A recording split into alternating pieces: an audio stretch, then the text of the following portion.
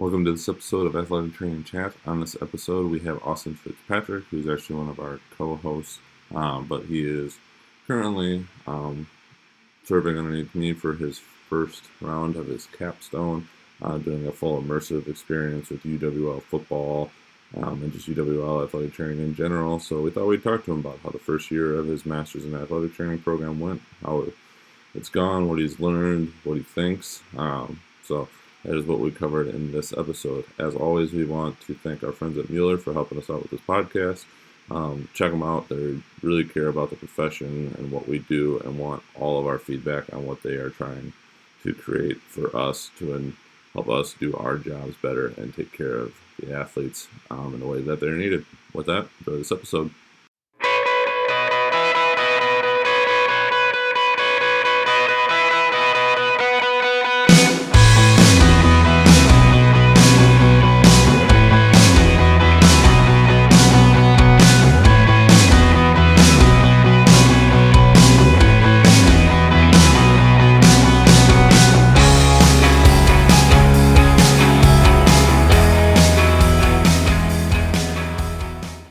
Well, welcome to this episode of Athletic Training Chat. We are in the thick of fall sports. Just made it through all preseason camp. School started for most of our crew working today, but we did want to continue to get episodes out. So we're actually sitting here with Austin Fitzpatrick, who is one of our co-hosts, who is going into, I guess technically is in his second year of his master's program in athletic training, and so we thought we would just rewind and see how the year one went, what he thought about it, and kind of go from there. So I guess first off, do you just want to give a little synopsis of what your year looked like? Because everything's similar, but I'm sure everybody has a little bit of a different take on it. So it was definitely a different year than I've ever experienced throughout school. We've had a couple conversations about it before, but kind of condensing an entire, what would be a 3-year undergrad program. Depending on the place, 2 or 3. Down into essentially 1. So it's been a lot of cramming, and it's, I think one of the biggest things is it's really forced me to become a better student. That was one of the biggest things that I struggled with going into the program. Is that I had a lot of free time, was able to do all this, but this really made me prioritize kind of what I was doing and how I went about my time management. So that was one of the biggest changes that I've experienced in the last year. Did you get started last summer? Yeah, I started, I believe, end of May last year. Okay. Yep, and been going nonstop since. So I'm in technically, I think, my fifth semester. Okay. In the fall. I don't know, I'm not very good with math. Whatever. Yeah, fifth. But yeah, it's been pretty nonstop, and I guess that's been nice because you don't have the summer break to go home and forget things and get in trouble that way. It's just been constantly building on everything that you've learned, which is, I guess, one of the advantages that I see in the program is that you just keep building on. So you got started in the summer. I'm assuming that was all coursework? Yep. All summer, and then when you got into your fall, did you do a J-term? Well, no. So the way ours kind of worked is for the first, I believe... Trying to figure out how you worked in clinicals into this. Yeah. When those came into play. Yeah, so I think our summer session was 12 weeks total. The first 8 weeks were all coursework, all classroom work. And the last month was immersive clinical. So we were with we were with our first rotations, 40 hours a week, doing full time, just kind of dive right in. Did you, before you went into that, like in the summer, did you cover like eval, things like that, or was that more? Because just comparing to what we've got going on at UWL, they're in that process now of learning all the eval skills. They've got a lot of the basic emergency care and a lot of the other things this summer, which is obviously important, but now we're just getting to the eval portion. Yeah, actually it was a pretty similar setup. What we have at Milwaukee is, so that first semester, is you learn your emergency care, you learn your heat stroke, all this stuff. all of it's still important, but we didn't really dive into eval until we got into that fall semester, so probably beginning of September of last year. And then as we got through our clinicals and as we got through our class, we generally got more involved with what we did with that eval portion. I'm assuming that helped. It stick a little bit more? Yeah. It's really nice learning it concurrently and doing it that way.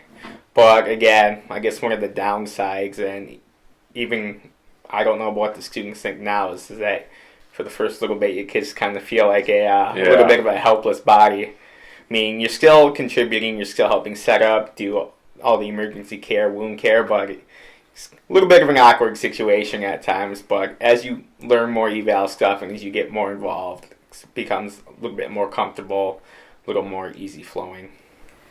And you've had... I guess let's just start here. So what were your clinical rotations? And I know you've got a couple of unique ones that we've obviously talked about privately, but what were the ones that you've for sure were able to experience? Yeah, so I started out both in my summer and my fall rotation. I was at a high school in Milwaukee. So that was your general high school. You cover high school football. You do a little soccer, basketball, a little bit of everything in high school.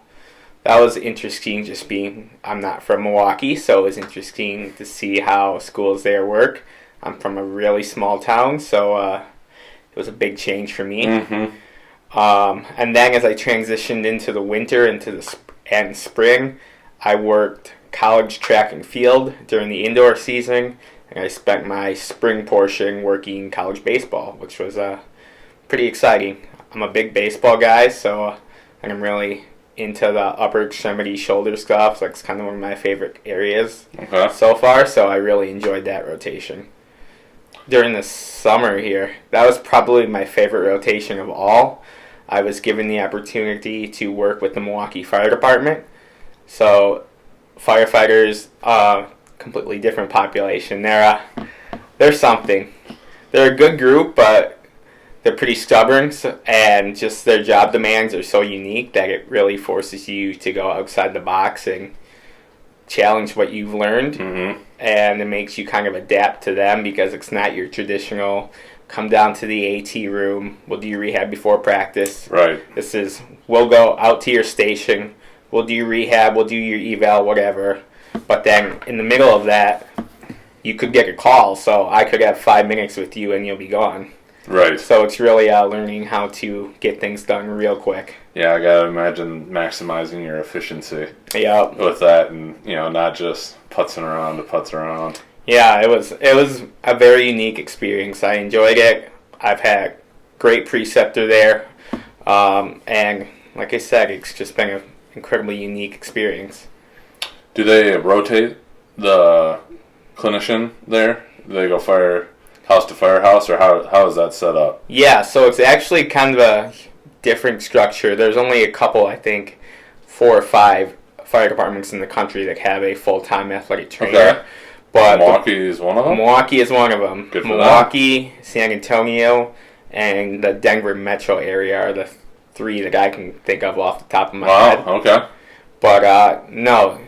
So the way it works is we have almost like a rehab station. So it was the decommissioned fire station that we've kind of turned into both a clinic for rehab. So we have all your typical athletic training room stuff. Okay. We have a couple fun toys in there. We have a Kaiser, which is kind of cool. But it's also used for our mental health side. Okay. It's also used for our performance side. So we have peer fitness trainers who are firefighters certified with personal trainers, CSCS, whatever. And that the athletic training side, kind of runs that, gets them through their in-services, helps them program so that they can go out to their own houses and lead workouts for their peers. And then we do make house calls. So if there was a fire call and someone got injured, gotcha, we'd go out on those. That makes sense. And then if there was something where someone coming back from a call or if they were coming off duty, we'd go and meet them at their house as well and kind of work through the eval, any rehab, or if there were any additional steps that needed to be taken. Just looking back on the year, you alluded to like how it made you be a better student and things like that. Like, what would be advice you'd give yourself if you could go back, and also to anybody else if it might be different? Yeah. No, I think the biggest piece of advice for myself, invest in a good calendar. Honestly, Fair. Over the last year, I've learned to use my Google Calendar, record everything, otherwise I'm going to forget it. And it took me till I got like a real job to figure that out. Yeah, I was bad. Yeah, it's a hassle putting things in, but I think that little tiny inconvenience help you keep your life on track a little bit more as you start to get busy. You get assignments piling up. Yep. You get meetings as you enter into the workforce. So it's just kind of organizing yourself, which is probably my biggest problem. But I'm working on it. Trust me, it's a skill that never is fully refined. I think there'd be a lot of people that would agree with it, and especially in our world where your control of your schedule is not always in your hands. Yeah, exactly. So, what else would you say that you took away from year one before we jump into a kind of a rehashed version of the athletic training chat questions? No, for sure. Said, it was interesting. I don't really have a basis to go on, having not done the undergrad program, but I found it really nice to concurrently be in the middle of my eval class, and then right after that, I head to my clinical, have conversations with my preceptors, and go about and talk about what I just learned, and then gradually become more involved in it, and gradually become a little more comfortable with it. And I think my preceptors really helped out a lot with that throughout my different rotations, just because it was a lot to jam in, and I think it was 3 semesters of eval classes. Right. So my preceptors and how they went about their jobs and helping me learn, I think, helped me with my own confidence and my own skills. And I don't know how big of an influence they play as an undergrad, but that was just kind of my experience. I got very lucky with some really great teachers and preceptors who are top-notch. Awesome. Ready for the reverb? I am. AT chat question. So, our typical one is... Well, we're going to start with this in a little bit. When we asked you these, you weren't necessarily in the profession yet. You were just getting started, if I remember. So, one of the questions we asked is, where do you see athletic training going in, the next 5 to 10 years? Has your answer changed at all? I don't remember what your original answer was, but... I'm not exactly sure of my original answer, so I'll give it a go on this one. Sounds good. I see some positive steps coming forward here. Just throughout the master's program, there was a little talk right when I started, and there's still some talk going on, but I feel a little bit better about it, having gone through it, that, the quality might not be the same just because you are jamming it in, even though the goal is to technically raise that standard, being at a master's level. But, no, I think that it's been a positive step forward with that master's program, and I think that as more and more universities make that switch and kind of figure out how to make it work best, I think that it will actually be a really big step forward with that. I'm curious as to how it'll play out. Like, we won't know in probably till 5 to 10 years. Is some people weren't a big fan of like the 3+2 model. But I could see where it might have some merit. But is it going to have to go from a 2-year to a 3-year? PT, chiropractic. Those type of fields where it's just a longer time in school, and then you've got to go out and do clinicals and all that stuff. So I wonder if that will be the next evolution of it. Like, we got it to where it is. It's now a master's program, but now it doesn't need to be longer, especially for the amount of skill set that we're trying to teach in it, which is a lot. Yeah, I think that's a good point. And kind of connected to that, I'm really curious to see, I've seen it a lot in the last year or so, especially in social media, about the growth of DAT programs. Yep. So I know like a couple universities like AT Still, Indiana State have them, but I'm actually kind of curious to see how those start growing. Yeah, I'd be interested in their evolution based off of what happens with these MSAT ones. Mm-hmm. Interesting. You already alluded to getting yourself a calendar as some advice you'd give. Anything else come to mind? Ask more questions. Amen. Yeah, I'm a rather introverted person, and it's taken me a little while into my clinicals to get to that comfort zone.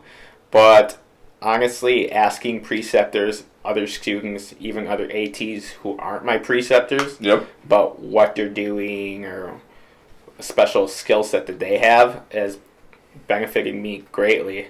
I've picked up a lot of just tidbits of things from athletic trainers, both my preceptors and others at the psychs I've worked with, that, yeah, they're super helpful for me, and I've found success with them. So, like, I've learned a couple different manual techniques, different mobilization stuff, and I don't know the full skill set, but I've learned bits and pieces of it that, like, I can take and apply to, like, a situation that I recognize that need. Yep. I think that's important. You got to have a fairly large toolbox. Even if you don't use it very often, it's always there's that time you're going to need that one tool, and it's always nice to have in your proximity. Oh yeah, absolutely. Is your most influential resource changed or evolved since your time in this graduate program? Trying to think what I said before. I think, is there a question about books coming up, or is that? No, I think that would have been kind of in this resource one, but okay, I think I might have said books, a couple books in the past, and I think vaguely remember saying Supple Leopard, which is still one of my favorite books, and I still use it a lot. But again, I've already said it multiple times. I'll just keep hammering and harping on it. But I think my preceptors. Yep. They have been by far the biggest influence and biggest teachers for what I've learned so far. They're the bridge between what I've learned in the classroom about, okay, this is how you do a muscle test. You lay them in this position. They're the ones that say, okay, yeah, but okay, look, let's do this practically. This is how you do this. This is how I do it. So they help me make that connection to still do things efficiently and do things well, but also kind of put together all the pieces that I need to. One more, if you could change a thing in the field of athletic training, could be a modality, a common practice, or a mindset. Anything that you've come across? This has been one that's evolved a lot for me over the last 6 months, just in doing some extra reading and research for my own stuff, but I'm curious if anything has changed for you. Yeah, I want to say I said something about ice last time.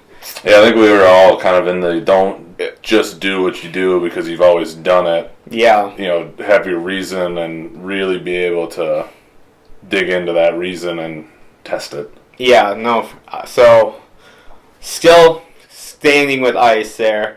Over the last year, especially with a couple of my most recent preceptors, we've had the debates about ice excuses, and granted, it does have excuse at times, but I think I'm still leaning away from ice, and that there are probably better options, or I won't even want to say better, I guess, alternative options to ice. But again, that's kind of one of the things where you have to consider not only what you think, but it also comes down to that patient thing. What they think, what they feel.